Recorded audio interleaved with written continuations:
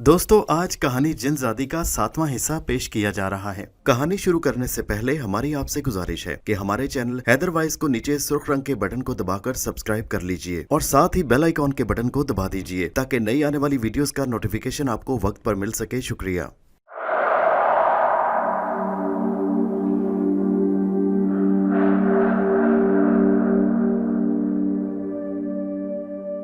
पेश खिदमत है कहानी जिनज़ादी का 7वां हिस्सा। मैं पथरा गया और फटी फटी आंखों से अफशां को देख रहा था। जो कुछ उसने कहा था वो मेरे लिए हैरत अंगेज था।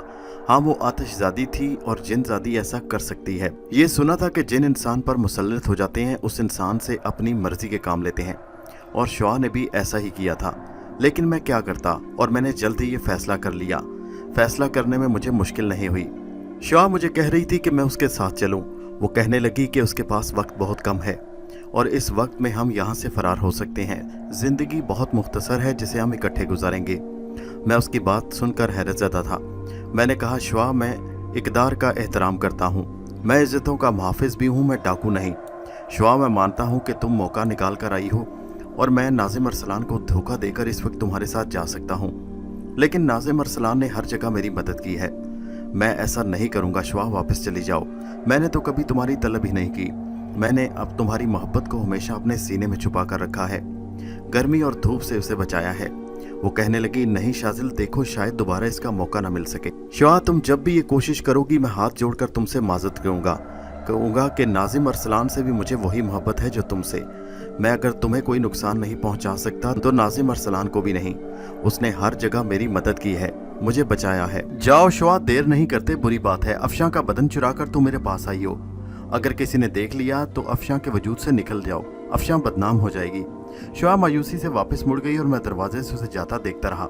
अचानक मुझे ऐसा महसूस हुआ मेरा कद बढ़ता चला जा रहा हो। मुझे एक फ़ख्र और गुरूर महसूस हुआ। मैं खुश था बहुत देर तक।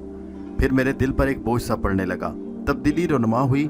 शुआ मेरी ज़िंदगी, मेरी मोहब्बत, मेरे लिए सबसे ज़रूरी थी। उसकी आंखें छीन ली गईं, वो आंखें जिनका तिलिस्म मेरे लिए सरमाया हयात था, जिनमें ज़िंदगी और हुस्न सिमटा हुआ था। मैं काफ़ी देर सोचता रहा मुझे क्या करना चाहिए। मैं बेचैनी से अपनी रिहाइशगाह में टहलने लगा। अचानक ही मेरी नज़र सामने दीवार पर पड़े हुए तोगरे पर पड़ी। उस पर कलाम इलाही की एक आयत लिखी थी जिसका तर्जमा इसके साथ था, अगर तुम इसार करो, नेकी करो तो उसको इस्तेकाम बख्शो और उस पर कारबंद रहो ताकि तुम्हारी वो नेकी पायदार हो और तुम्हारे खलूस का मज़हर हो। इस आयत को बार बार पढ़ता रहा।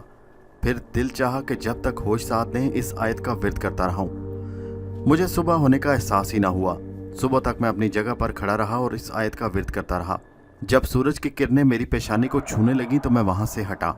अगली रात मेरा दिल घबराया तो मैं बाहर चहलकदमी के लिए हवेली की सैर को निकल आया। अफशां के कमरे की तरफ मेरा रुख नहीं था, बस उधर से गुजर ही रहा था कि मैंने दूर से देखा अफशां को। वो एक स्याह रंग की चादर उड़े चोरों की तरह एक तरफ जा रही थी। मैं हैरान हो गया। दिल में ख्याल आया कि उसका रुख कहीं मेरे कमरे की तरफ ना हो, लेकिन वो मेरी तरफ नहीं था। अफशां का रुख मुलाजमों के क्वार्टर की तरफ था। वो बड़ी एहतियात से चल रही थी। क्वार्टर के पास पहुंचकर रुकी, फिर खिड़की से अंदर झांकने लगी। उसी वक्त साया बाएं तरफ से एक नमूदार हुआ और मुझे सतून की आड़ लेनी पड़ी। अफशां भी पलट कर देखने लगी। आने वाला भी अफशां के करीब पहुंच गया। मुझे महसूस हुआ जैसे अफशां उसे देखकर ना तो हैरान थी और ना उसने वहां से जाने की कोशिश की। तब मैंने पहली बार उस साए को देखा। वो एक शख्स था, उलझे बालों वाला एक हसीन नौजवान, चेहरा खूबसूरत लेकिन परेशानी का शिकार। लिबास भी आम सा था। करीब पहुंचकर उसने कहा, अफशां, क्या कर रही हो? अफशां कहने लगी, तुम कहाँ चले गए थे? वो कहने लगा, बस ऐसे ही मोहब्बत की तलाश में निकल जाता हूँ। अफशां खामोश खड़ी रही, फिर उसने सांस ली और कहा, तुम अपने आप को संभालोगे नहीं सद्दाम? मैंने ये नाम ज़ेरे लब दोहराया। ये एक अजनबी किरदार था। इस शख्स को मैंने पहली बार देखा था। मुलाजमों पर तो मैंने कभी गौर ही नहीं किया था। जितनी महरूमियाँ मेरे मुकद्दर में है अफशां, वो मुझे मिलेंगी और उन्हें हासिल करना मेरी ज़िंदगी का मकसद है। सद्दाम, मुझे सुकून की आगोश में ले चलो। आओ सद्दाम। और उसके बाद वो दोनों एक बरगद के पेड़ के पास पहुंच गए जिसका तना बहुत मोटा था और शाखें फैली हुई थी। सद्दाम कहने लगा, अफशां, हमने वादे किए थे कि हम एक साथ मोहब्बत का पौधा लगाएंगे और उसे दरख्त बनाएंगे, लेकिन मैं बहुत हकीर हूँ। अफशां कहने लगी, नहीं सद्दाम, हकीर तुम नहीं मैं हूँ। तुम्हारे बारे में तो दुनिया जानती है। तुमसे तुम्हारी शख्सियत छीन ली गई। मुझे मेरे गरूर की सज़ा मिली। मुझे पता चल गया कि मैं किस कदर हकीर हूँ। ज़रो जहवार के ढेर मुझसे ज़्यादा अहमियत रखते हैं। मैंने खुद को बुलंद समझा, लेकिन तुम देखो कि मेरे सौदागर मुझे कितना सस्ता फ़रोख्त कर रहे हैं। मैं बहुत सस्ते में बिक जाऊंगी। मेरे बाप को मेरी कीमत वसूल हो गई तो मैंने फ़ैसला कर लिया है, मैं अपनी ज़िंदगी ख़त्म कर लूँगी। वो कहने लगा, तुम खुदकुशी कर लोगी? हाँ, और तुम्हें मेरे पीछे आना पड़ेगा, समझ रहे हो ना फताम? मैं यही मंसूबा बनाने यहाँ आई हूँ। खुदा के लिए अफशां ऐसा मत करना। अफशां कहने लगी, देखो तुम जानते हो मेरे पास इसके सिवा कोई चारा नहीं। सद्दाम ने कहा, मेरी एक बात और सुन लो, जब तक मुश्किल के आखिरी लम्हात करीब ना आ जाएं वो फैसला ना करना जो आखिरी हो। जब सांस खत्म होगी तो दामन खुद ब खुद छूट जाएगा। क्या वादा कर सकती हो? ठीक है, अब मैं चलती हूँ। इस वक्त से पहले किसी बात का इजहार हो जाना बेहतर नहीं होगा। अपने आप को संभाले रखना, जो मुझसे कहा है वही करना। वादा। और उसके बाद अफशां वहाँ से पलट पड़ी। सद्दाम उसे देखता रह गया। वैसे तो किसी गिरोह में रहना नाजायज़ अमल है, किसी इंसान को ऐसा करना नहीं चाहिए, लेकिन मैं तो आया ही यहाँ था। मैं बिला वजह अपने रास्ते तर्क करके इस घर में आ गया था। इसमें कोई शक नहीं था कि यहाँ का माहौल दिलचस्प था और अफराद भी बड़े अजीब से थे। शुआ मुझे यहाँ एक अजीब रूप में मिली, शहरियार जो एक अच्छा दोस्त था। यहाँ आने के बाद एक एहतशाम नामी दिलचस्प शख्सियत भी देखने को मिली। इसके बाद अफशां का ये मामला भी कुछ अजीब सी जिम्मेदारियाँ मेरे सुपुर्द थीं जो गयास साहब की ज़ेरे निगरानी सरंजाम देना पड़ती थी। मैं ये भी नहीं कह सकता कि मैं यहाँ हराम खोरी कर रहा था, एक नौकरी की ही कैफियत थी। मगर ये सद्दाम है कौन? अफशां की शख्सियत मेरे लिए बड़ी पुरवकार थी। अगले दिन मैंने सोचा मुझे सद्दाम से मुलाकात करनी चाहिए। खूबसूरत नौजवान था।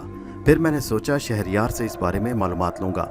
शहरियार मिला तो हम घूमते फिरते बाहर निकल आए। बातों ही बातों में मैंने मौजू निकाल लिया। मैंने कहा, शहरियार उस सामने वाले क्वार्टर में कौन रहता है? शहरियार ने मेरे इशारे की तरफ देखा और बोला, सद्दाम। क्यों, क्या बात है? कुछ नहीं, वैसे ही पूछ रहा हूँ। शहरियार कहने लगा, भाई वो सद्दाम है, उसके पीछे एक निहायत दर्दनाक कहानी है। मैं बैठे बैठे अपनी जगह से उठ गया तो शहरियार चौंक कर कहने लगा, अरे भाई कहाँ चले, बैठो। मैं उसके कहने पर बैठ गया। वो कहने लगा, सद्दाम का इस हवेली वालों से गहरा रिश्ता है। मैं उसकी बात पर हैरान हुआ। वो कहने लगा, सद्दाम नवाब मंसूर का सगा भतीजा है। ओह, मैंने आहिस्ता से कहा। नवाब मंसूर के छोटे भाई नवाब रेहान औबाश तबा इंसान थे। वो दोनों हाथों से दौलत लुटाते रहे। अपना तो खैर कोई छोटा बड़ा है ही नहीं, इसलिए कोई तजुर्बा नहीं, लेकिन लोग कहते हैं कि वालिदैन को छोटी औलाद से ज़्यादा प्यार होता है। शायद नवाब रेहान इसीलिए वालिदैन के लाडले थे। बड़े नवाब का तो इंतकाल हो गया। कारोबार की मुकम्मल देखभाल नवाब मंसूर के कंधों पर आ गई। बड़ी माँ भी नवाब रेहान के लाड उठाती और उन्होंने रेहान को ख़राब कर दिया।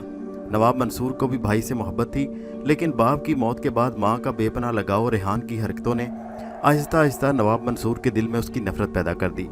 फिर भी वो निभा रहे थे। नवाब रेहान कई बार पुलिस के जाल में फंसे, तवाइफों के कोठों पर जख्मी पड़े मिले।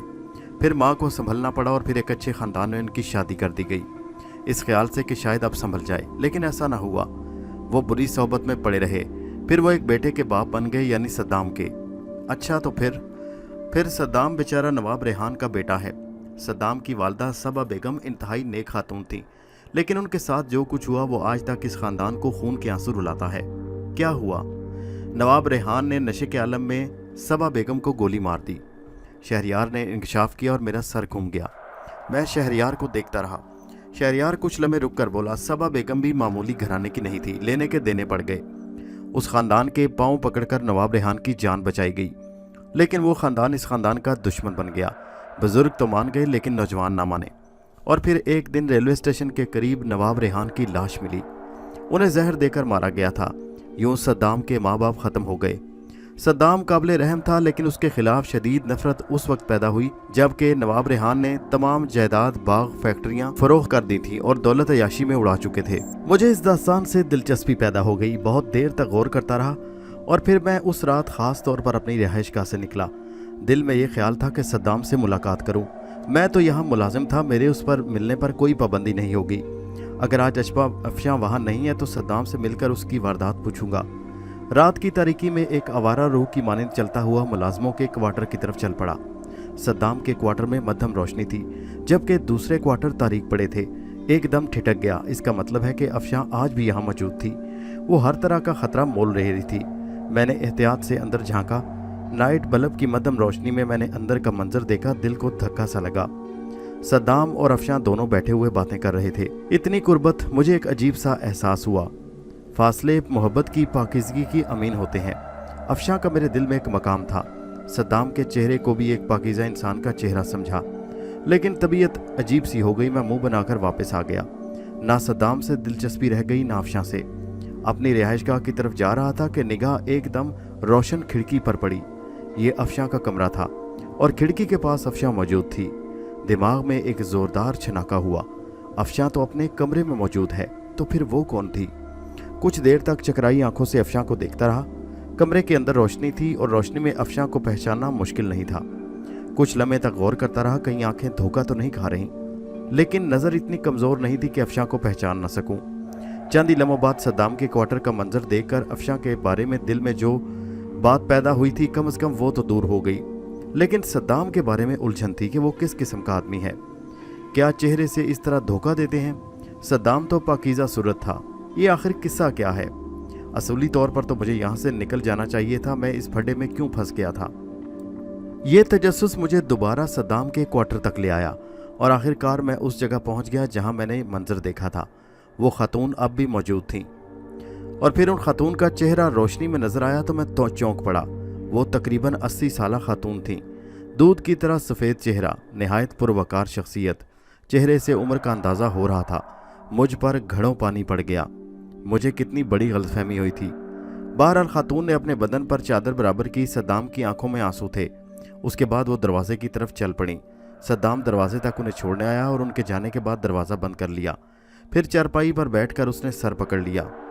अगर अफशां खिड़की में न नजर आती तो इस गलतफहमी को मैं दिल में पाल लेता। बहरहाल वो 80 साला खातून भी मेरे लिए एक मुइम्मा बन गई। उनका चेहरा आंखों में महफूज हो गया। फिर मैं अपनी आरामगाह में आकर लेट गया।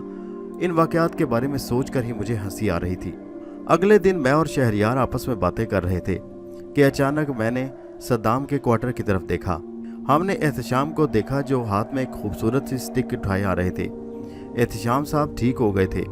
उन्हें बुखार था बहुत और आप फरमाइश कर रहे थे कि उनका गुस्ले सेहत बनाया जाए। बाप का घर समझते हैं ना इस हवेली को, शहरयार ने गुस्से से कहा। ये तो तुमने सुन ही लिया होगा कि वो अफशां के जहेज़ में इस हवेली को अफशां के निकाह से पहले कबूल कर चुके हैं। चुनाचे फरमाइश की जा रही है नवाब साहब से एक शानदार सा गुस्ले सेहत का जश्न तरतीब दिया जाए। अगली रात मैं फिर हवेली की सैर के लिए बाहर निकला। मध्यम रोशनी में अंदाज़ा हो गया आज वहाँ अंधेरा छाया हुआ था।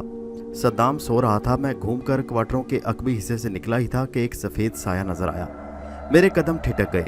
रात इतनी हो गई थी कि किसी का इस तरह हवेली में घूमना मुमकिन नहीं था। फिर साये का अजीब अंदाज। फासला काफ़ी था, इसलिए मैं तेज़ी से कदम बढ़ाने लगा ताकि देखूं तो सही वो है कौन। अलबत्ता मैंने अपने कदमों की चाप नहीं होने दी। साये की रफ्तार मुनासिब थी। फासला ज़्यादा होने की वजह से अंदाज़ा नहीं लगा सकता। लेकिन जब साया सफ़ेद हवेली के बगैर दरवाज़ों वाले गेट से अंदर दाखिल हुआ तो मेरे दिल में एक शदीद कुरेद पैदा हो गई। मैं साये से खौफजदा नहीं था। साया हवेली के अंदर गायब हो गया। मैंने रफ्तार तेज़ कर दी और हवेली का बाहर से जायज़ा लिया, लेकिन अंदर कभी नहीं गया। मैंने अंदर कदम रखे। हवेली में सर्द सन्नाटा छाया था। मैंने कोशिश की कि कदमों की आवाज़ ना पैदा हो। अब ये अंदाज़ा नहीं था कि साया कोई असीब है या जीता जागता इंसान। ये बात बिल्कुल समझ में नहीं आई। मैं चंद लम्हे पत्थर की सिल से चिपका आहटें सुनता रहा। रात की इस तारीकी में ये अंदाज़ा लगा रहा था कि कदमों की हल्की चाप और लिबास की सरसराहट ज़्यादा फासले पर भी नहीं। वैसे भी मेरी आंखों ने किसी को अंदर दाखिल होते नहीं देखा था। कोई ना कोई तो ज़रूर होगा। फिर मैंने मजीद आगे कदम बढ़ा। हवेली का पुरस्रार सन्नाटा, मध्यम तारीकी, ठंडी ज़मीन, सुनसान दीवारें। मेरे सामने एक चौड़ी राहदारी आई जिसके बाएं समत बड़े बड़े सतून बने थे। हवेली में एक अजीब सी मध्यम रोशनी फैली थी। ये रोशनी कुदरती कही जा सकती थी, इसकी कोई वजह नहीं थी। फिर ये रोशनी गैर कुदरती हो गई। एक शम्मा रोशन कर ली गई और उस वक्त मैंने उस पुरस्रार वजूद को देखा। ये वही बुजुर्ग खातून थी। मैंने सोचा ये यहाँ क्या कर रही हैं। काफ़ी देर तक आंख मिचोली जारी रही। फिर मुझे एहसास हुआ कि वो वापसी के लिए तैयार हूँ। मैंने भी फुर्ती से बाहर की तरफ कदम उठा दिए। उसी वक्त उनकी आवाज़ उभरी, ठहरो। मेरे पाँव ठिठक गए और मैं एक लम्हे के लिए साकित हो गया। बुजुर्ग औरत के कदमों की आवाज़ सुन रहा था, लेकिन मैंने पलट कर नहीं देखा। तब वो मेरे करीब आई। उनका लरसता हाथ मेरे कंधे पर पड़ा। मेरे जिस्म में लर्जिश पैदा हुई। तब उनकी आवाज़ उभरी, मैं तुम्हें जानती हूँ। मैंने पलट कर उन्हें देखा। उनके चेहरे का वकार मुझे मुतासिर करने लगा। हालांकि खासी उम्र रसीदा खातून थी, लेकिन उनकी शख्सियत मामूली नहीं थी। उनकी आवाज़ फिर उभरी, मेरा पीछा क्यों कर रहे थे? मेरे होंठ कुछ कहने के लिए खुले लेकिन आवाज़ ना निकली। रफ्ता रफ्ता उस बूढ़ी औरत के होंठों पर मुस्कुराहट फैल गई। अगर मैं तुमसे कहूँ कि मेरे दिल में यह तस्वुर बार बार आया था कि शायद तुम आ जाओ, तो तुम्हें हैरत होगी। इसके साथ ही तुम्हें हैरत होगी। मैं एक और बात कहना चाहती हूँ कि मैं झूठ नहीं बोलती। दिल चाहे मेरे अल्फाज पर यकीन करो, और अगर दिल ना चाहे तो मत करो। आओ, मैं जानती हूँ कि तुम सिर्फ मेरी खोज में यहाँ तक आए हो। मुझे थोड़ा सा वक्त दो। अगर उलझन तुम्हारे जहन में है तो गुफ्तगू के बाद ख़त्म हो जाएगी।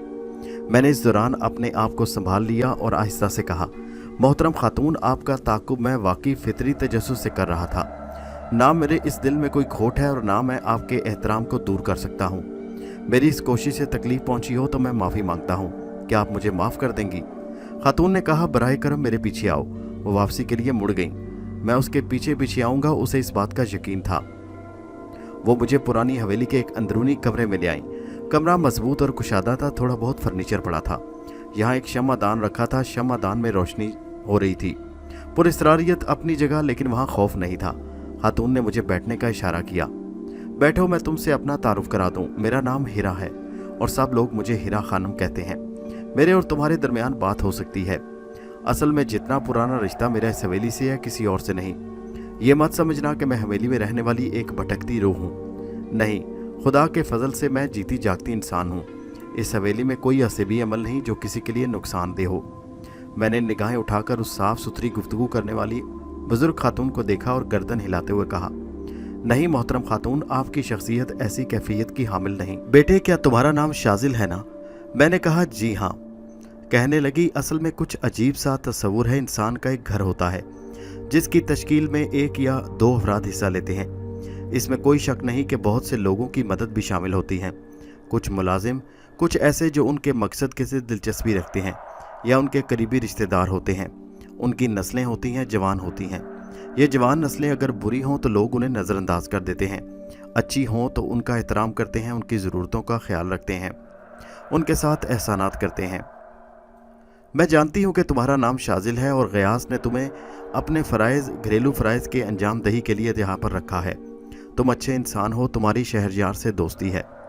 और मैं बताऊँ, तुम्हारे बारे में ये चंद बातें शहरयार ने मुझे बताईं, जबकि ये उसके बताने की बातें नहीं। हालांकि घर के एक पुराने फ़र्द की हैसियत से यह फ़र्ज़ नवाब साहब का बनता था कि वो तुम्हें मेरे पास लाते, मुझसे पहचान करवाते। शायद मैंने अभी तक तुम्हें यह नहीं बताया कि मैं नवाब मंसूर की माँ हूँ। हीरा खानम नाम है मेरा। तारुफ कुछ ज़्यादा तवील हो गया, तुम्हें अजीब तो नहीं लगता? मैंने कहा, नहीं नहीं, आप बात कीजिए। वो खामोश सोचती रही, फिर कहने लगी, बात असल में यह है कि जो बातें मैं तुमसे कहना चाहती हूँ वो ज़ाती हैं। शायद कोई अजनबी ऐसी बातें ना करता। असल में बात बहुत पुरानी है।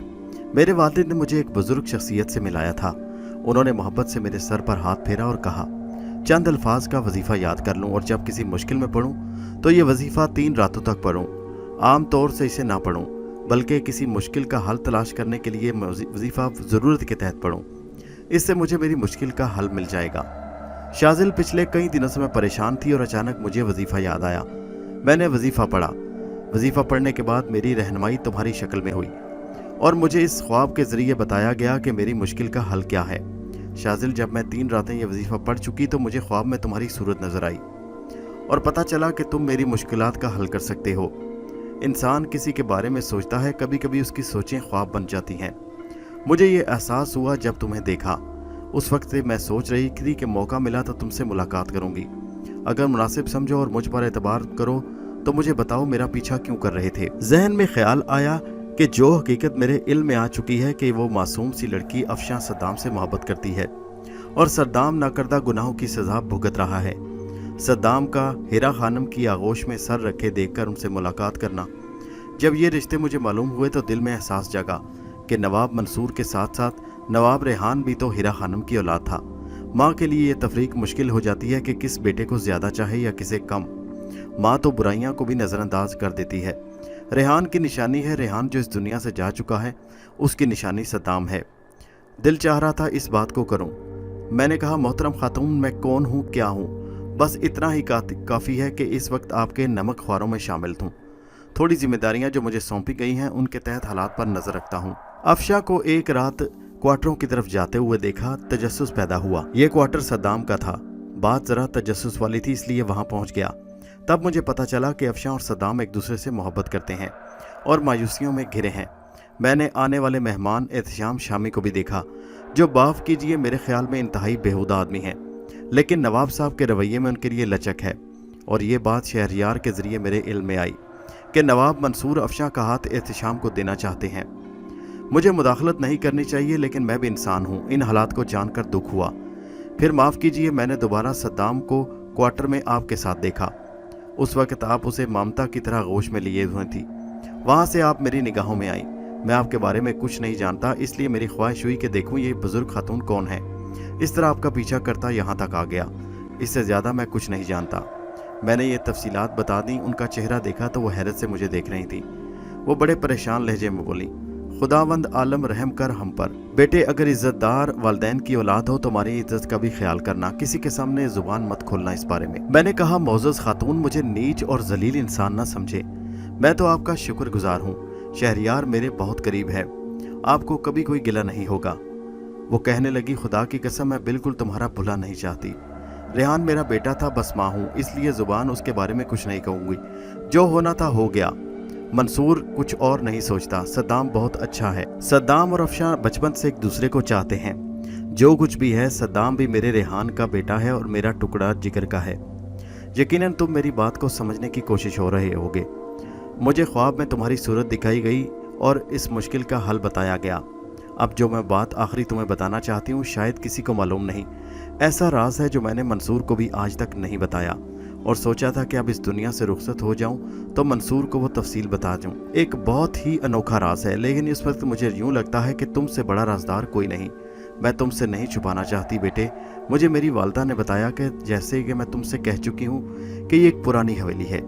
मेरी वालिद और वालदा इसी पुरानी हवेली में रहा करते थे। उस वक्त ये नई हवेली मौजूद नहीं थी। वालदा ने मुझे बताया था कि ये पुरानी हवेली उनके ससुर ने खरीदी थी, और उस वक्त ये हवेली सरकारी तहवील में थी। ये हवेली एक हिंदू की थी, और ये हिंदू बेहद दौलतमंद था। इतना दौलतमंद कि चाहता तो एक आधा शहर खरीद सकता था। उसका नाम तेजूमल था, और उसकी कहानियाँ पुराने लोग भी सुना सकते हैं। उसकी दौलत की कहानियाँ आम थी। वो अपनी दौलत छुपाए छुपाए फिरता था। एक रोज़ तेजूमल मर गया। उसकी औलाद ने उसकी बेपनाह दौलत को तकसीम कर लिया और इधर उधर चले गए। वो दौलत भी इतनी थी कि उसका कोई ठिकाना नहीं था, लेकिन जानने वालों का ख्याल था कि उसकी दौलत एक जगह पोशीदा है। ये हवेली हमारे बुजुर्गों ने खरीदी, और उसके बाद से ये अब तक हमारे पास है। फिर ये नई हवेली बनवाई गई, ये भी बहुत कदीम है, लेकिन पुरानी हवेली जूं की तू में है। तो ये बात एक दस्तावेज़ की शक्ल में कुछ लोगों तक पहुंची, और उनसे मुझ तक, कि इस पुरानी हवेली के किसी गोशे में तेजूमल का बहुत बड़ा ख़जाना छुपा हुआ है। नवाब मंसूर मुश्किलात का शिकार हो चुके हैं। वैसे तो ये तफसील मैं मरते वक्त उन्हें बताती, लेकिन अब मामला आ गया है, वो मुख्तलिफ है और सारी बातें तुम्हारे इल्म में है।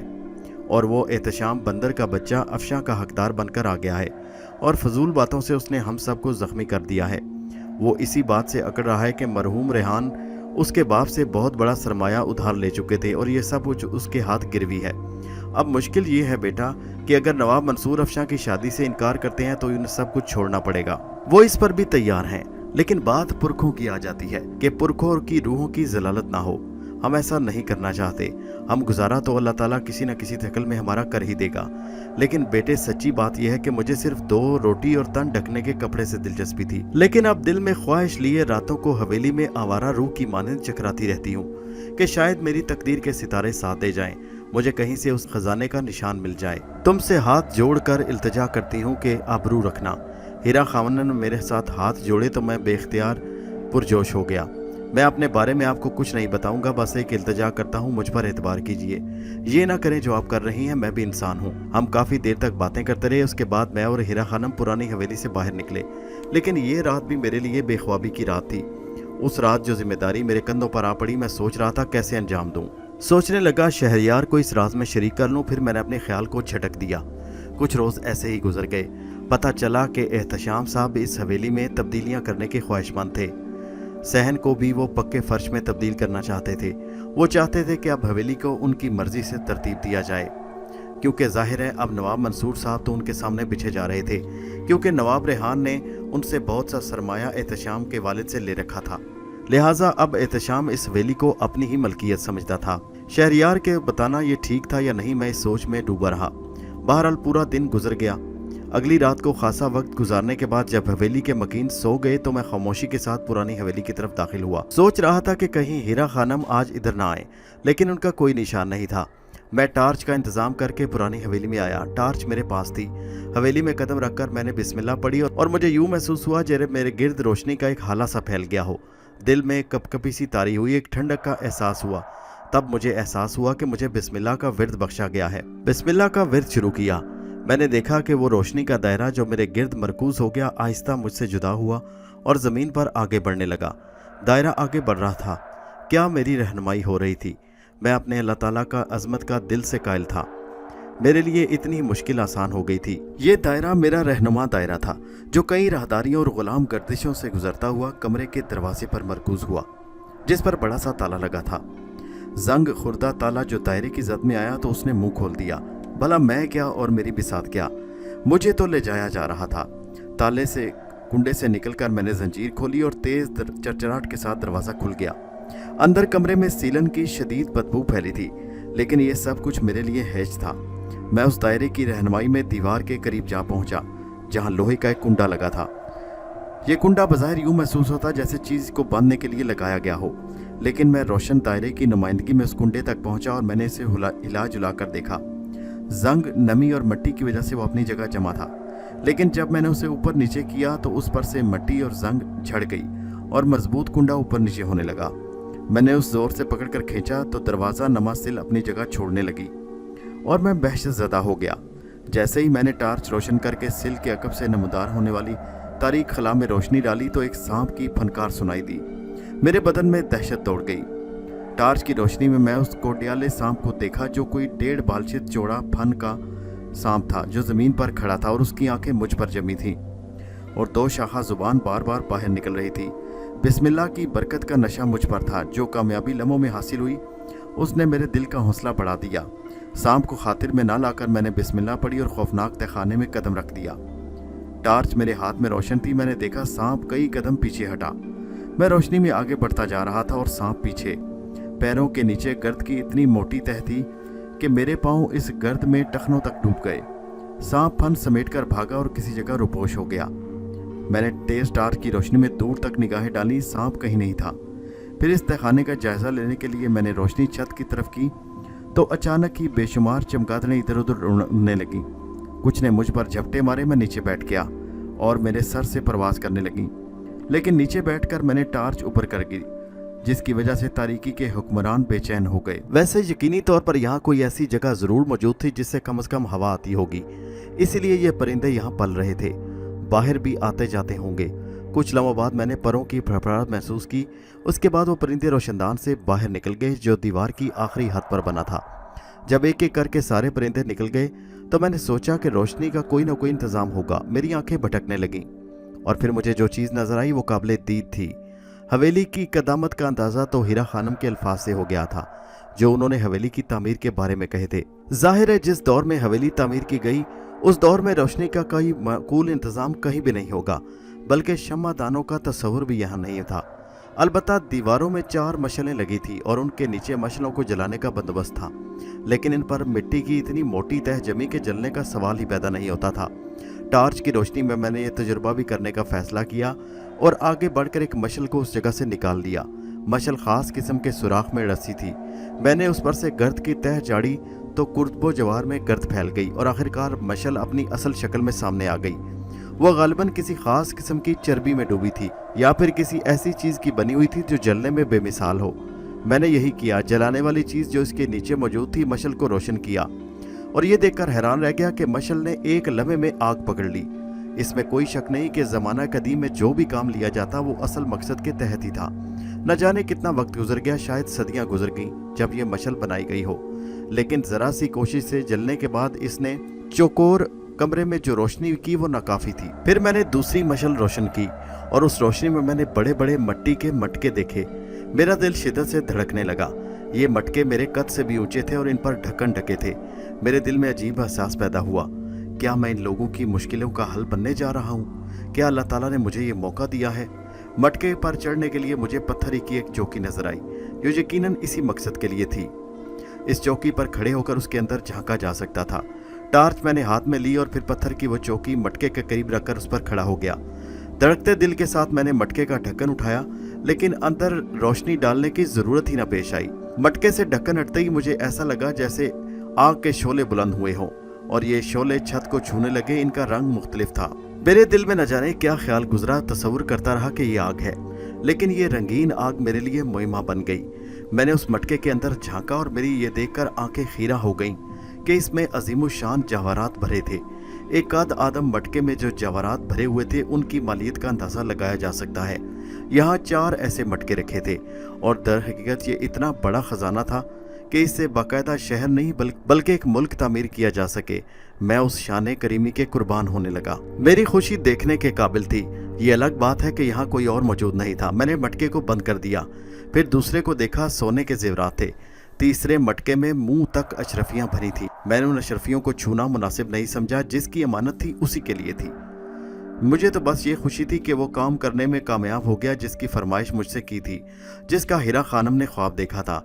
चूँकि मेरा ताल्लुक ऐसे वाक़यात से था, इसलिए मैंने हीरा खानम की बात पर शक किया, ना कुछ और सोचा। ये वो काम होते हैं जिनकी अकल तलाश नहीं कर सकती। बहरहाल अब इस खजाने को महफूज तरीके से हीरा खानम के हवाले करना था और उसके लिए बड़ी एहतियात से काम लेना था। मैं वापसी के लिए पलटा। मैंने फैसला किया कि दिन की रोशनी में एक बार फिर इस तहखाने का जायजा लूंगा। हो सका तो हीरा खानम को साथ ले आऊंगा। वापसी का सफर भी पूरे एहतियात था। दरवाजे को बंद किया और बाहर निकला। पैरों की मिट्टी के निशानात बन रहे थे, उन्हें साफ किया। आखिरकार उस दरवाजे से बाहर निकला। जंग खुर्दा ताले को कुंडे में डालकर दबाया तो वो चिपक गया और महसूस होने लगा जैसे बंद हो। इसके अलावा कुछ नहीं कर सकता था। फिर अंधेरे में खामोशी से चलता हुआ अपनी रिहाइशगाह में आया। गुसल खाने में पाँव धोए, हाथ धोए और उसके बाद मसहरी पर लेट गया। मुझे हंसी आ रही थी। रातों की नींदें भी इस तरह खराब हुई थी कि बस पलकें झुकी चली गईं। रात की सोचें न जाने क्या क्या थी। एक बार भी मेरे दिल में ख्याल न आया कि इस खजाने की एक अशरफी भी मेरी मलकियत है। बल्कि बड़ा शानदार ड्रामा हो गया था। बेचारी अफशां बच गई थी। अल्लाह ताला ने उसे बचा लिया था। मैं दूसरे दिन गयास अली के पास पहुंचा। छोटे मोटे काम किए। मेरी निगाहें हीरा खानम को तलाश कर रही थी, कहीं और नजर आ जाएं तो अपने सीने का बोझ हल्का करूं। मैं हवेली के उसी हिस्से में पहुंचा जहां मुझे उनसे मिलने की उम्मीद थी। मैंने एक मुलाजमा को रोका और कहा, मुझे हीरा खानम बीबी से मिलना है, कहो शाजिल मियाँ कुछ ज़रूरी कागजात लाए हैं। मुलाजमा चली गई और थोड़ी देर के बाद वापस आई और मुझे लेकर उनके कमरे की तरफ बढ़ी। कमरे में दाखिल हुआ। बहुत वसी कमरा था। एक मसहरी पड़ी थी, कालीन बिछा था, जाए नमाज थी। बस ये इस कमरे की कुल कायनात थी। अलबत्ता बड़ी बड़ी अलमारियां दीवारों में बनी थी जिनमें उनका दीगर सामान होगा। हीरा खानम ने मुस्कुरा कर मेरा इस्तकबाल किया और बोली, कहो शाजिल, कौन से कागजात हैं तुम्हारे पास? लाओ मुझे दो। वैसे तुमने बहुत अच्छा किया जो आ गए, जब दिल चाहे आ जाया करो। शुक्रिया बुजुर्ग, मैं आपके पास एक खुशखबरी लेकर आया हूँ। हीरा खानम के चेहरे पर अजीब सी कैफियत थी। मैंने एक लम्हे के लिए उनके बदन में कुपकपाहट महसूस की। वो खामोशी से मेरी तरफ देख रही थी। मैंने उनसे कहा, दोपहर को हवेली के मामलात कुछ ऐसे होते हैं कि तमाम लोग खाने के बाद आराम के लिए कमरों में चले जाते हैं। इस वक्त नवाब साहब, मंसूर साहब और शहरियार गयास अली सब कहीं बाहर गए हैं। अगर आप जहमत करें और खाने के बाद पुरानी हवेली पहुंच जाएं तो मैं आपका इंतज़ार करूंगा। हीरा खानम ने बेचैनी से मुझे देखा और पूछने लगी, कोई खास बात ही है, वरना मैं आपको जहमत ना देता। वो हैरत और खुशी से बोली, मुझे तजस्सुस है, जल्दी बताओ। मैंने कहा, अब जो खजाना तलाश कर रही थी वो मुझे मिल गया, लेकिन अफसोस वो खजाने के नाम पर मजाक है। मेरे पहले अल्फाज ने हीरा खानम को पुरजोश कर दिया, लेकिन दूसरे ने उन्हें झाग की तरह बिठा दिया। क्या मतलब? आप ज़रा पुरानी हवेली आइए तो सही, मुझे पूरी बात तो बताओ। प्लीज़ बुजुर्ग खातून, आप ज़रा आइए, मैं आपको बहुत कुछ दिखाना चाहता हूँ, कुछ ऐसी चीज़ें जिन्हें पर आपको यकीन ना आए। वो सोच में डूब गई। बोली, ठीक है, तुम चलो, मैं आती हूँ। मैं खामोशी से चल पड़ा और पुरानी हवेली पहुंचकर हीरा खानम का इंतज़ार करने लगा। कुछ देर बाद हीरा खानम पहुंच गई। उनके चेहरे पर दुख था। हाँ बताओ, क्या दिखाना चाहते हो? मैंने कहा, आइए। मैं उनकी रहनुमाई करता उस पुरस्रार तहखाने में दाखिल हो गया। वो हैरान थी। मशलें अब भी जल नहीं थी और तहखाने में रोशनी फैली थी। हीरा खानम ने सर्द निगाहों से चारों तरफ देखा। मैंने उनकी तवज्जो मटकों की तरफ दिलाई और उन्हें बताया कि ये वही खजाना है जिसकी बात आपने मुझसे की थी। मेरी बात सुनकर वो हैरत से मुझे देखने लगी। मैंने उन्हें पकड़कर आगे की तरफ किया और मटके का ढक्कन उठाकर उनको कहा, देखिए। जब उनकी नज़र खजाने पर पड़ी तो उनकी आंखें खीरा हो गईं। वो हैरत से फटी फटी मेरी तरफ देख रही थी। मैंने कहा, घबराइए नहीं, अब ये आपका खजाना है, आपके तमाम कर्ज अदा हो जाएंगे। मंसूर साहब को एहतशाम के आगे झुकने की कोई ज़रूरत नहीं। अब ये हवेली आपकी मलकियत रहेगी और सद्दाम और अफशां कि शादी हो जाएगी, अफशां को उसकी भेंट नहीं चढ़ाया जाएगा। वो मेरी तरफ बड़ी हैरत से देख रही थी। उन्होंने रोती हुई आंखों से मुझे सीने से लगा लिया। हीरा खानम और नवाब मंसूर का खजाना उन्हें मिल गया। अफशां और सद्दाम की शादी हो गई। एहतशाम मियाँ को उनके कर्ज की रकम लौटा दी गई और उन्हें नामुराद होकर वहाँ उस हवेली से निकलना पड़ा। ये सब घर वाले मेरे इतने शुक्रगुजार थे कि मैं अल्फाज में नहीं बता सकता। मुझे खजाने की पेशकश की गई। शहरियार और सब लोगों ने मुझे अपने साथ रहने की पेशकश की, मगर मैं तो मस्त मलंग आदमी था। मुझे ना किसी के पैसे से गर्ज थी, बस जो खा लिया वही। मैं तो अजीब से हालात का शिकार था। सब मेरी तारीफ में ज़मीन और आसमान के कलाबे मिला रहे थे और बार बार मेरी तारीफें करते। मैं इससे पहले कि मज़ीद इनके शुक्रिया के एहसान तले दब जाऊं, मैं इस मौका से फ़ायदा उठाकर इस खामोशी से इस हवेली से निकलना चाहता था। और फिर मुझे मौका मिल ही गया और मैं हवेली से निकल पड़ा, रास्ते का तयन किए बगैर। अब इन लोगों को मेरी कोई ज़रूरत नहीं थी। मैंने अपना काम कर दिया था। अजीब खुशी का आलम था। मैं बस्ती से निकलकर वीराने में आ गया और उस वक्त तक सफ़र करता रहा जब तक सूरज छुप न गया। ये फैसला करना मुश्किल था कि कहाँ रुकूं। हाँ, जब कदमों ने आगे बढ़ने से इनकार कर दिया तो रुक जाऊंगा। थकन बेदार हो गई और भूख ने शिद्दत इख्तियार कर ली तो मैं चौंक पड़ा। मेरे कदम रुक गए। मेरे इतराफ में वीराने बिखरे थे, जंगल था, झाड़ियाँ उगी हुई थीं, तारीकियाँ थीं। एक दरख्त के नीचे थक हार कर बैठ गया और आंखें बंद कर लीं। इन हालात का तसव्वुर करने लगा जो नवाब मंसूर की हवेली में पेश आए थे। एहतशाम को धक्के देकर बाहर निकाल दिया गया होगा। नवाब मंसूर ने उनसे शरीफाना दरख्वास्त की होगी कि वो यहाँ से दफ़ा हो जाएं। इसके अलावा मुझे भी तलाश करने की कोशिश होगी, लेकिन क्या फ़ायदा। बहुत देर तक सोचता रहा और फिर उसके बाद दिल के वीरानों में एक शुआ चमकी। वही शुआ जिसे मैं ज़िंदगी की आखिरी सांस तक नहीं भूल सकता था, जिसे मैंने अपने दिल के गोशे में छुपा रखा था। बस इतनी तलब थी मेरी। न जाने क्यों नाजिम अरसलान इस मासूम सी तलब को भी मुझसे छीन लेना चाहता था। कितना वक्त गुजर गया। अचानक एक महसूस हुआ जैसे नन्ही सी किरण न जाने कहां से आ रही हो। वो मेरी तरफ बढ़ती चली आ रही थी, जैसे मुझे लगता मुझे मुखातिब करना चाहती हो।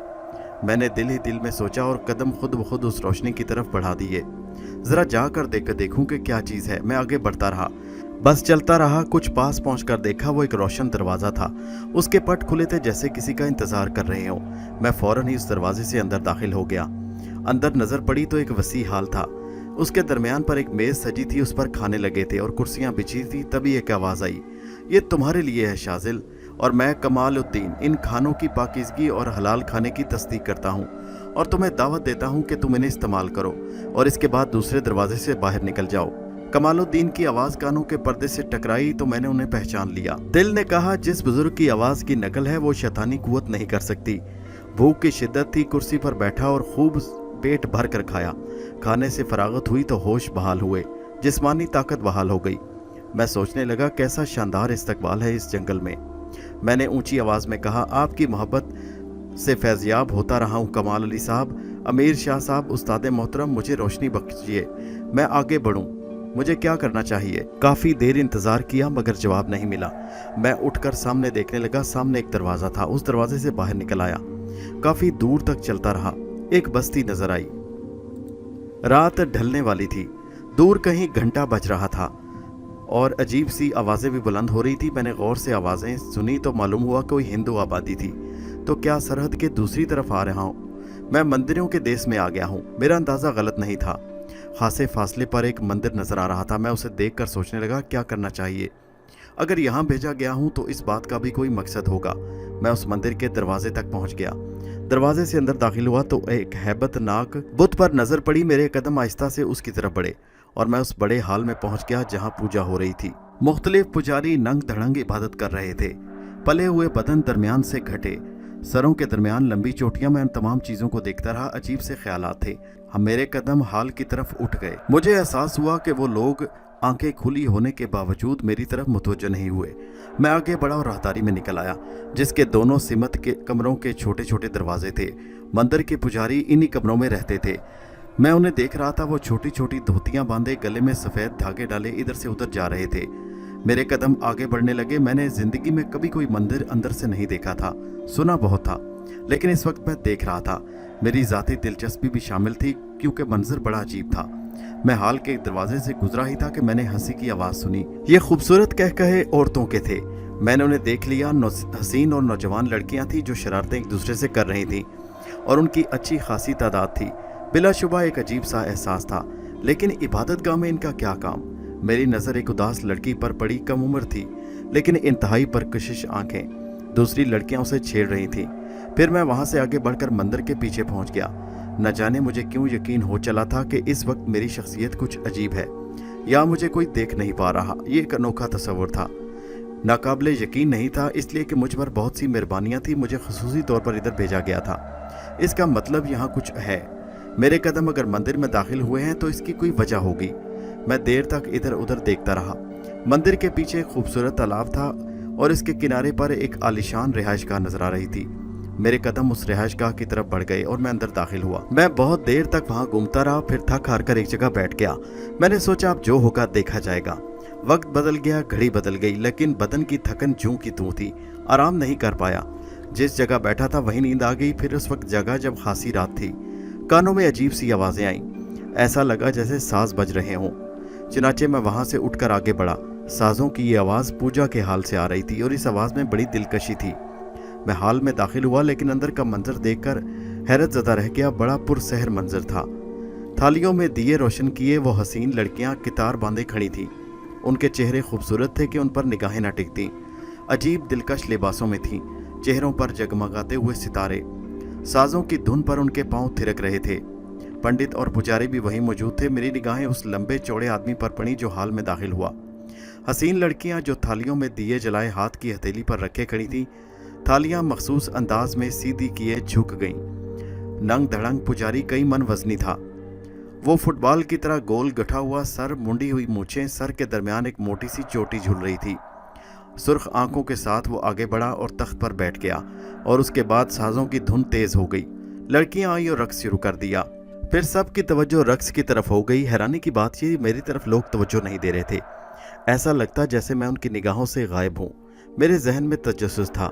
थोड़ी सी शरारत दिल में उभरी। मैं आगे बढ़ा और उस तख्त के पीछे पहुंच गया जिस पर अजीबो गरीब सी चीज़ रखी थी, जिसे हम पुजारी कह सकते हैं। मैंने उसकी चोटी पकड़ी और जोरदार झटका दिया। मुझे उम्मीद नहीं थी कि मैं इस वजनी शख्स को हिला सकूंगा। पुजारी उछलकर पीछे आ गिरा। उसका गिरना था कि हंगामा बर्पा हो गया। देवदासियों का रक्स रुक गया। बहुत से लोग पुजारी की तरफ बढ़े और उन्होंने बगलों वगैरह में हाथ डालकर उन्हें उठाने की कोशिश की। कुछ लोग चोटी सहलाने लगे। मैं बेइख्तियार अपनी हंसी नहीं रोक पाया। अब इसमें कोई शक नहीं था कि वो मुझे नहीं देख पा रहे थे। कौन था? किसने मेरी चोटी पकड़कर खींची? उसने गुस्से से पूछा तो सब पंडित हैरान रह गए। क्या हुआ महाराज, क्या हुआ? आपको चक्कर आ गए थे क्या? वो कहने लगे, ऐसा चक्कर दूंगा कि जीवन भर याद रखोगे। बताओ कौन था जिसने मेरी चोटी खींची? आपकी चोटी? दूसरे पुजारी हैरानी से बोले। महाराज के बच्चे, बता मेरी चोटी किसने खींची? किसी ने नहीं खींची महाराज, हमने तो नहीं, पुजारी बोला। बहरहाल महाराज मान नहीं रहे थे कि किसी ने उनकी चोटी नहीं पकड़ी। वो बस एक ही बात किए जा रहे थे कि चोटी पकड़ने वाले को उनके हवाले कर दिया जाए, लेकिन ये काम कौन कर सकता था? फिर थोड़ी देर के बाद पुजारी जी वहां से चले गए। मेरे लिए ऐसी जगह ढूंढना जरूरी था जिसे मैं रिहाइशगाह के तौर पर इस्तेमाल कर सकूं। मैं मुख्तलिफ जगहों पर घूमता रहा और एक हाल में पहुंच गया जहां मुझे वही पुजारी नजर आए। वो 6 आदमी थे जो पुजारी के सामने खड़े थे और पुजारी जी कह रहे थे, देखो तुम मेरे साथी हो, तुम जानते हो कि मैं बिल्कुल ठीक कह रहा हूँ। किसी ने मेरी चोटी पकड़कर खींची। महाराज आप खुद बताइए, अगर हम किसी को ये हरकत करते देख लेते तो क्या हम उसे जिंदा छोड़ते? सुनो, मैं जानता हूँ इन पंडितों में मेरे मुखालिफ भी हैं, खास तौर से चंद्र सिंह और उसके साथी तो मेरी जान के दुश्मन है। क्या समझे? मुझे लगता है मेरे खिलाफ कोई साजिश हो रही है। आप बिल्कुल ठीक कहते हैं महाराज, लेकिन चंद्र सिंह क्या इतना महान है कि जादू से काम लगे? उसके पास ये शक्ति कहाँ से आई? क्या महाराज पर हाथ डाले? क्या कोई साधु है वो? उसकी मजाल के हमारे महाराज पर कोई वार करे। एक पुजारी जी बोले, महाराज हमारे मंदिर में कुछ अजीब सी गड़बड़ कुछ दिनों से हो रही है, क्यों ना हम यहाँ बड़ी पूजा का एहतमाम करें? हाँ ठीक है, कर डालो। जाओ अब जाओ, दरवाज़ा बाहर से बंद कर देना। ठीक है, उन लोगों ने कहा। मैंने उसी हाल में एक जगह चुनी और ये सोचने लगा कि जब चले जाएंगे तो ज़रा पंडित जी महाराज को करीब से देखूं। एक एक करके वो सब चले गए और दरवाज़ा बाहर से बंद हो गया। अब कमरे में बड़े पुजारी के अलावा कोई नहीं था। वो अपनी जगह से उठे और उन्होंने दरवाज़ा बंद कर दिया, लेकिन इससे पहले कि मैं उनके करीब पहुंचूं उन्होंने दोनों हाथों से ताली बजाई और एक दरवाज़ा खुला। मैंने इस पहले दरवाजे को नहीं देखा था। दरवाजे से 2 लड़कियां अंदर आईं और बोली, जय महाराज की। आओ, तुम कहाँ से आई हो? हमारे मंदिर की तो नहीं लगती। जी महाराज, हम दूसरे मंदिर से आई हैं, बड़े महाराज की सेवा करने के लिए हमें भेजा गया। चलो मेरे पाँव दबाओ। वो पाँव दबाने लगे। अब मेरा यहाँ रुकना फजूल था। दरवाज़ा बाहर से बंद था और मैं इससे बाहर नहीं निकल सकता था। मैं इस दरवाजे से अंदर दाखिल हो गया। दरवाज़ा एक चौड़ी राहदारी में खुलता और यह राहदारी अंदर ही अंदर दूर तक जाती। सोचने लगा देखूं उधर क्या है। मैं राहदारी में आगे बढ़ने लगा। राहदारी जगह खत्म हुई, वहाँ अजीब सी जगह थी। एक ऐसा दरवाज़ा था जिसमें पट नहीं लगे थे, मगर उसके सामने बड़ा सा कमरा था और उस बड़े से कमरे में एक खूबसूरत सी कुर्सी पर वही हसीन लड़की बैठी थी जिसे मैंने दूसरी लड़कियों के दरमियान उदास बैठे देखा था। उसके नकूश में कोई ऐसी बात थी जो इंसान को अपनी तरफ खींचे। हालांकि इस बात का मुझे इल्म था कि मैं दूसरों को दिखाई नहीं दे रहा, लेकिन फिर भी एक झिझक मेरे दिलो दिमाग में थी और मुझे एहसास था कि ये अचानक ही हुआ है। मेरे कदमों की चाप थी कि अचानक लड़की ने निगाहें उठाकर मुझे देखा और फिर हैरान सी खड़ी हो गई। उसकी आंखों और चेहरे पर हैरत थी, जैसे वो बाकायदा मुझे देख रही हो। मेरे चेहरे पर भी हैरत थी, क्योंकि ये बात हैरान कुन थी कि मुझे किसी और ने नहीं देखा था। ये लड़की मुझे देख रही है। तब वो बोली, तुम शाजिल हो? मैं हैरत से उछल पड़ा। यही नाम बताया गया था मुझे, इसलिए मैंने तुम्हें इस नाम से पुकारा है। तुम्हें ये किसने नाम बताया है? मैंने हैरत से पूछा। आओ महाराज आओ, मुझे हैरत है, भगवान की सौगंध, ख्वाब में भी कभी ऐसा नहीं हो सकता। वही सूरत तुम्हारी, वही सब कुछ। मैं नहीं मानती इस बात को, मगर तुम तो हो। वो आगे बढ़ी और उसने मेरा बाजू पकड़ लिया। मैं हैरान हुआ। मैंने सोचा, लेकिन मैंने खुद को मुतमईन कर लिया कि जो कुछ हो रहा है कुदरती तौर पर है, इससे पीछा छुड़ाना मुमकिन नहीं। मंदिर में मुझे देखा नहीं गया, लेकिन यहाँ मुझे देखने वाले मौजूद हैं। लड़की के अंदाज में अपनायत थी। कहने लगी, देखो मैं सीधी सादी लड़की हूँ। मेरे नाना जी बड़े महान ज्ञानी थे। हालांकि मैंने उन्हें नहीं देखा, लेकिन माता का कहना था कि जब कभी हमारा ख़ानदान मुश्किल में होता तो नाना सपनों में आकर हमें मुश्किल से निकलने का रास्ता बताते। उसके लिए माता जी ने मुझे एक जाप बताया था और कहा कि मुश्किल हो तो ये जाप करना। पिछली रात मैंने ये जाप किया तो नाना मुझे बताने लगे कि एक लड़का आएगा, उसकी शक्ल ऐसी होगी। उन्होंने मुझे एक शक्ल दिखाई थी, वो तुम थे, और उन्होंने तुम्हारा नाम भी बताया था। पहले मुझे तुम ये बताओ कि क्या तुम शाजिल हो? मैंने कहा हाँ। कहने लगी, तुम्हें मालूम है मुझ पर क्या बीती, मैं कौन हूँ? मैंने कहा नहीं मालूम। तो फिर तुम यहाँ कैसे आए? मैंने कहा इस बात को छोड़ो, मैं आ गया। तुम्हारे नाना जी ने बताया था कि मैं तुम्हारी मदद करूंगा, यही समझो कि तुम्हारी मदद करने आया हूँ। वो कहने लगी, मेरा नाम अलका है, कुमारी अलका, और मैं सुंदरनाथ की बेटी हूँ। अच्छा ये बताओ कि सुंदरनाथ को जानते हो? मैंने कहा नहीं, मैं नहीं जानता। तो फिर मुझे यहाँ से कैसे बचा कर ले जाओगे? तुम मुझसे जवाब मांग रही हो मुख्तलिफ किस्म के, ये नहीं कि अपने बारे में बताओ। अच्छा चलो एक बात बताओ, क्या तुमने इस मंदिर के पुजारी को देखा है? कहने लगी, उसका नाम मत लो, मैं तो सोचती हूँ कि बस वो वहीं रुक गई। चंद लम्हे खामोश रहने के बाद बोली, चाचा राज रतन ने मुझे अगवा करके यहाँ भेजा है। कितना बुरा हो गया। शाजिल जी, चाचा राज रतन को तो मैं अपना सगा चाचा समझती थी। मेरे पिताजी का बहुत बड़ा कारोबार करते हैं, हमारी जागीरें हैं, ज़मीनें हैं। ज़मीन पर काश्त है कपास की, और मेरे पिताजी कॉटन किंग कहलाते हैं।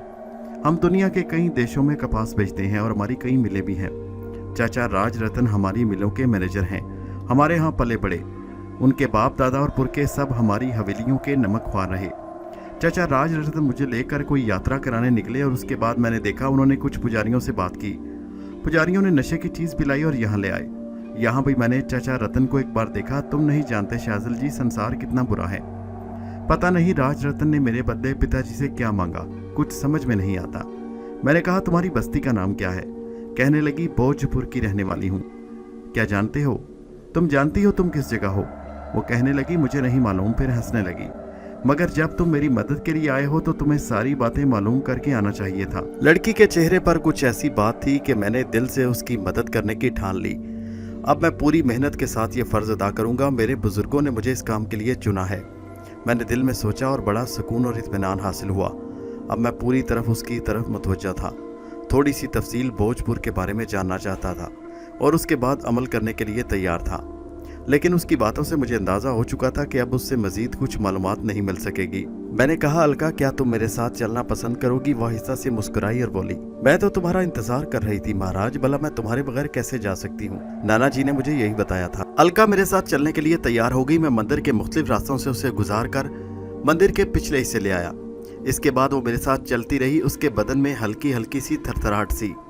मंदिर के पीछे थोड़ा सा स्पॉट मैदान था और उसके बाद बस्ती शुरू होती थी, लेकिन हमें बस्ती से गुजर जाना था बगैर किसी मालूमात के। और बस्ती के आखिरी सिरे पर एक दरख्त के नीचे 2 घोड़े बंधे देखे और अलका वहां रुक गई। शाजिल जी, पैदल सफ़र करने के बजाय अगर हम इन घोड़ों पर सफ़र करें तो कैसा रहेगा? क्या तुम घोड़े की सवारी कर लोगे? मैंने कहा, पता नहीं घोड़े किसके हैं। शाजिल जी, जब मेरी मदद करने का फैसला कर चुके हो तो थोड़े काम ऐसे भी करने पड़ेंगे। सुबह जब पुजारी जी को पता चलेगा कि मैं मंदिर में नहीं तो मेरे पीछे बंदे दौड़ाए जाएंगे और बस्ती वाले ढूंढेंगे, पता नहीं क्या होगा मेरे जीवन का। ये घोड़े ले लो, हमारे सफ़र की रफ्तार तेज़ हो जाएगी। मैंने ठंडी सांस लेकर उससे इत्तेफाक कर लिया। कुमारी अलका बड़े ख़ानदान की थी, इन बातों को समझती होगी। हम रातों रात बहुत दूर निकल आए।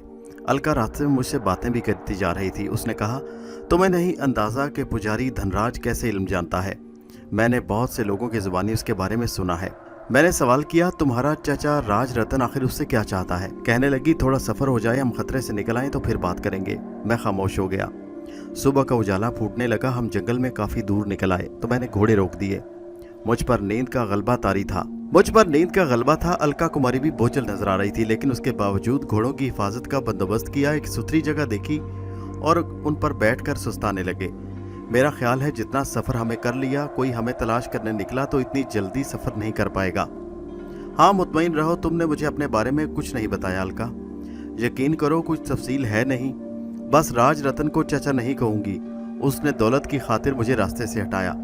मैं नहीं जानती कि उसने पिताजी से क्या कहा या मांगा हो उसने मेरे बदले। वो बड़ा साजिशी है। मैं खामोश हो गया। मैं इस सारी खलिश को समझ नहीं पाया था। भोजपुर हमें तलाश करना होगा। अब कोई आबादी आए तो हम भोजपुर के बारे में मालूमात हासिल करेंगे।